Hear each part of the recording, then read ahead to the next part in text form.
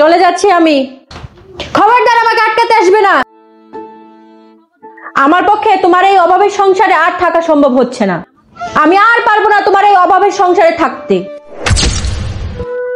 বইয়ের শখ আহ্লাদি যখন পূরণ করতে পারবে না তখন বিয়ে করছিলে কেন?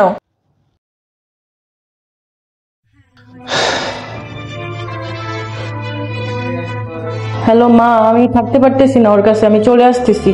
কেন মা, জামাইয়ের সাথে কি ঝগড়া করছিস নাকি? বিয়ের পর থেকে অভাব লেগেই আছে, আমি এই অভাবের সংসার আর করতে পারবো না। যখন তোর বাবার খারাপ সময় ছিল তখন আমি তোর বাবার সাথে ছিলাম। যদি আমি তখন চলে আসতাম তখন তোর কি অবস্থা হইতো? তুই তো তখন এতিম হইতি। তোর বাচ্চার বাবার পরিচয় কি দিবি একবার ভেবে দেখেছিস? আমার মনে হয় স্বামীর বিপদে প্রত্যেক স্ত্রীর পাশে থাকা উচিত। বাপের বাড়িতে তখনই আসবি যখন স্বামীকে সাথে নিয়ে আসতে পারবি।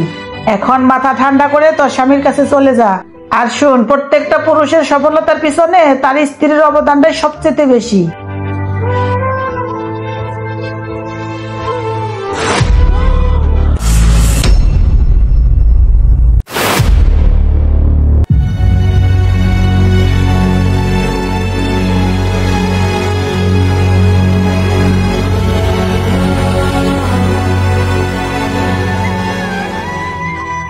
যে নারী শূন্য পকেটে তার স্বামীর পাশে থাকে সেই নারী প্রকৃত স্ত্রী হওয়ার যোগ্যতা রাখে।